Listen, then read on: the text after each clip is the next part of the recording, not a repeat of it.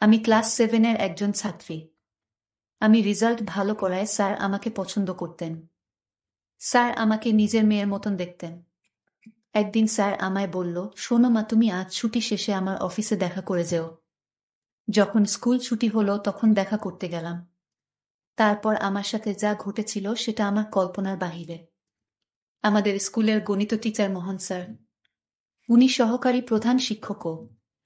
আমাদের এবছর থেকে ক্লাস নিচ্ছেন। আমাদের কম্বাইন্ড স্কুল।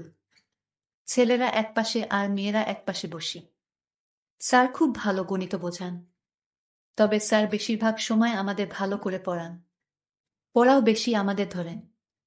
ছেলেদের পড়া কম ধরেন। আর পড়া না পারলে খুব মারেন।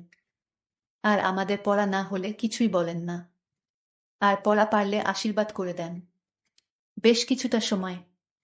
কেউ কেউ হয়তো স্যারের কাছ থেকে আশীর্বাদ পাওয়ার চেষ্টা করে, কিন্তু তারা পায় না। তবে বেশিরভাগই ঠান্ডা বরফের মতো চুপ থাকে। কারণ স্যারের কথার অবাধ্য হলে স্যার তার অফিস রুমে ডেকে পাঠায়। আজ আমায় ডেকে পাঠিয়েছিল। খুব ভয়ে ছিলাম। আমার হাতের লেখাগুলো নাকি খুব সুন্দর।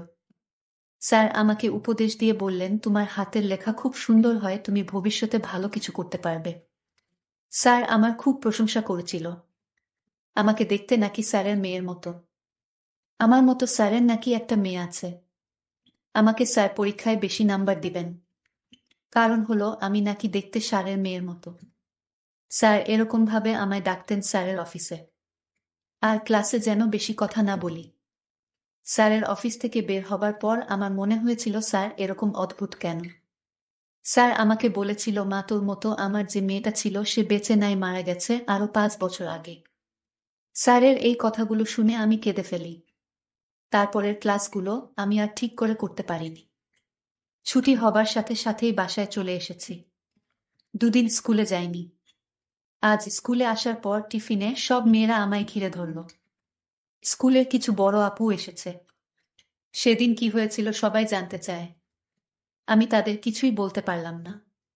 তখন আমার এক বান্ধবী বলল, স্যার নাকি ওকেও ডেকেছিল। ওকেও বলেছিল স্যারের অফিসের জমা খাতা পত্রগুলো দেখতে, এরকম স্যার তাকেও ডেকেছিল। স্যার ওকেই এই কথা বলেছিল যে তাকেও নাকি দেখতে তার মেয়ের মতো। আরেক আপু বলল, এই তো মাত্র শুরু। এমন আরো হবে। আর কাউকে কিছু বললে শুধু পরীক্ষায় ফেলই করাবে না, সাথে নাকি মিথ্যা বলে স্কুল থেকে টিসি দিয়ে বের করে দিবে। আরেক আপু বলল, উনি একদিন একটা সমস্যার কারণে স্যারের কাছে ছুটি আনতে গেলে স্যার তাকেও নাকি বলেছিল তাকেও দেখতে স্যারের মেয়ের মতো। আমি ঠিক বুঝতে পারছি না, স্যার যাকে তাকে বলে তাকে নাকি দেখতে তার মেয়ের মতো। খুব অদ্ভুত ব্যাপার তো। আসলে স্যারের কি জ্ঞান হারিয়ে ফেল নাকি? আমি আপুকে বললাম, আপু, আপনারা কিছু বলেন না? কি বলবো বলো? কিছু একটা তো করেন। এভাবে আর কতদিন? আর কেন এই চুপ থাকা? তুমি ঠিক যে কারণে চুপ হয়ে আছো। আর কাকে বলবে বলো? স্যার কাউকে জানানোর সুযোগই দেয় না। 2 সপ্তাহ পর আমাদের প্রধান শিক্ষক সবাইকে অ্যাসেম্বলিতে দাঁড় করিয়েছেন। আমাদের প্রধান শিক্ষক খুবই ভালো। মাটির মানুষ। আমাদের সাথে স্যারের দেখা খুবই কম হয়। স্যার নানা কাজে ব্যস্ত থাকেন। তবে যখনই দেখা হয় আমাদের সাথে খুব হেসে মায়া দিয়ে কথা বলেন। কিন্তু আজ স্যার হাসছেন না। সবার দিকে কেমন করে তাকিয়ে আছেন। হঠাৎ করেই বলা শুরু করলেন, আমাকে তোমরা ক্ষমা করো। আমি তোমাদের যোগ্য নই। আমি স্কুলটাকে আদর্শ স্কুল করতে গিয়ে তোমাদের দিকেই খেয়াল করিনি। তোমরা কিসে কষ্ট পাচ্ছ বুঝতে পারিনি। আজ থেকে কোনো শিক্ষক কাউকে মারবেন না। তোমরা আর শিক্ষকের কাছ থেকে অবহেলাও পাবেন। তোমাদের আর কোনো শিক্ষক মারতে পারবে না। আর আজ থেকে ছেলেদের সকল সমস্যার জন্য একজন পুরুষ শিক্ষক আর মেয়েদের জন্য মহিলা শিক্ষক থাকবে। নিজেদের সকল সমস্যার কথা তাদের জানাবে। ছুটির প্রয়োজনে তারাই ছুটি দিবে। এরপরও কারো সমস্যা থাকলে আমায় জানাবে। দয়া করে কেউ চুপ থাকবে না। পরে আমরা জেনেছিলাম স্যারকে কে যেন চিঠি দিয়ে সব জানিয়েছিল। স্কুলের শিক্ষকের এরকম লেখাপড়ায় অবহেলা করার জন্য তার বিরুদ্ধে চিঠি লিখেছিল। আমি স্কুল থেকে বাড়ি ফিরলাম। আর মনে মনে চিন্তা করলাম, স্যার যাকে তাকে নিজের মেয়ে মনে করে। এটা তো একটা অদ্ভুত ব্যাপার। না, এই স্কুলে পড়ালেখা তেমন ভালো হয় না। আমি এই স্কুলে লেখাপড়া করব না, মনে মনে সিদ্ধান্ত নিলাম। আমি বাড়িতে গিয়ে বাবাকে বললাম, বাবা, যদি আমাকে লেখাপড়া করাতে চাও তাহলে আমাকে একটা মহিলা মাদ্রাসায় ভর্তি করে দাও, যেখানে আমি হিজাব পরে মাদ্রাসায় যাব। বাবা আমার কথা শুনে বাবা বলল, দেখো মা, আমি কিছুদিন পর তোমাদের অন্য শহরে গিয়ে বাসা রাখব। মা, আর কিছুদিন লেখাপড়াটা করো, তারপর শহরে গিয়ে তোমার যা যেখানে ইচ্ছা সেখানেও লেখাপড়া করতে পারবে, আমি কোনো বাধা দিব না। আমি বললাম, বাবা, তাহলে কতদিন পর শহরে উঠবা? বাবা বলল, তুমি ক্লাস 8-এ যখন উঠবে তখন চলে যাব।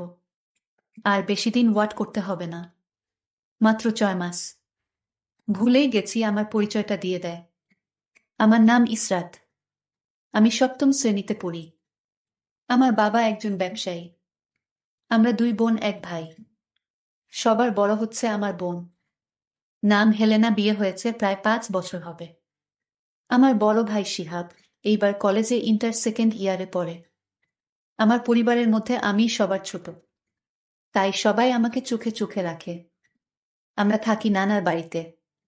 আমার বাবা আমার মাকে বিয়ে করায় আমার দাদা তার বাড়িতে জায়গা দেন নাই, তাই আমরা নানুর বাড়িতে থাকি। আমার নানুর বাড়ির এলাকাটা তেমন ভালো না, কিন্তু আমরা এই এলাকার অনেক অত্যাচার সহ্য করে নানুর বাড়িতেই থাকি। তবে আমার বাবা শহরে একটা বাসা রাখবে বলেছিল এবং সেই বাসায় আমরা কিছুদিন পর চলে যাব। আমার বাবার ইচ্ছা আমি বড় হয়ে একজন ডাক্তার হব। যাই হোক, বাবা আমায় বলল, মা, তুমি আর এই স্কুলে 6টা মাস কষ্ট করে লেখাপড়া করো, কারণ এখানের স্কুল ভালো না। শিক্ষকরাও ছাত্রদের ভালো করে লেখাপড়া শিখায় না। আর তাই আমার লেখাপড়ার মনমানসিকতা এখান থেকে একেবারে উঠে গেছে। তারপর বাবার প্রতি থাকিয়ে লেখাপড়া করে যাচ্ছি। যাই হোক, আমি 1 সপ্তাহ পর স্কুলে গেলাম। স্কুলের গণিত শিক্ষক, যার কথা একটু আগেই বলেছি, আপনার শুনেছেন। গণিত টিচার মোহন আমাকে টিফিন আওয়ারে আমাকে তার অফিসে ডাকলেন আর বললেন, বসো মা, তোমার সাথে কিছু কথা আছে। স্যারের ডাকে আমি স্যারের অফিস কক্ষে প্রবেশ করলাম। স্যার বলল, তুমি এতদিন স্কুলে আসোনি কেন মা? আমি বললাম, আমি অসুস্থ ছিলাম। স্যার বললেন, মা, ঠিক তোমার মতো আমার একটা মেয়ে ছিল। সে আজ পৃথিবীতে নেই, সে পরপারে চলে গেছে। আমার মেয়ের সাথে তোমার চেহারার অনেক মিল আছে। আমি স্যারের কথাগুলো মন দিয়ে শুনছিলাম। স্যার এসব কথা বানিয়ে মিথ্যা বলছে, এটা আমি ভালো করে জানি, কিন্তু আমি স্যারের কথাগুলো শুনছিলাম। স্যার বলল, স্যারকে আমি বললাম, স্যার, আপনি তো আমার বাবার মতো, আপনি মিথ্যা কথা বলেন কেন? কেন মা, আমি আবার মিথ্যা বললাম কখন? আচ্ছা স্যার, আপনি বলেছেন আমি দেখতে আপনার মেয়ের মতো। আমার চেহারার সাথে আপনার মেয়ের চেহারার অনেক মিল আছে। এই কথা কয়জনকে বলেছেন স্যার? স্যার অবাক হয়ে বললেন, মা, তুমি কি বলছো? আমি তো শুধু তোমারে বলেছি তুমি আমার মেয়ের মতো। সত্যি বলছি, আমি আর কারো মাঝে আমার মেয়ের চেহারা দেখতে পাইনি। আচ্ছা মা, তোমাকে কে বলেছে আমি মিথ্যা কথা বলেছি? প্রিয় বন্ধুরা, সবাইকে ঈদ মোবারক জানাই। আর আজ ব্যস্ততার কারণে গল্পটি শেষ করতে পারলাম না। গল্পের পরের পার্ট খুব শীঘ্রই আপলোড দেওয়া হবে। আজ ঈদের রাত, তাই আজ শেষ করতে পারলাম না। গল্পটি পরের পার্ট শুনতে চাইলে চ্যানেলটি সাবস্ক্রাইব করে পাশে থাকুন। ধন্যবাদ।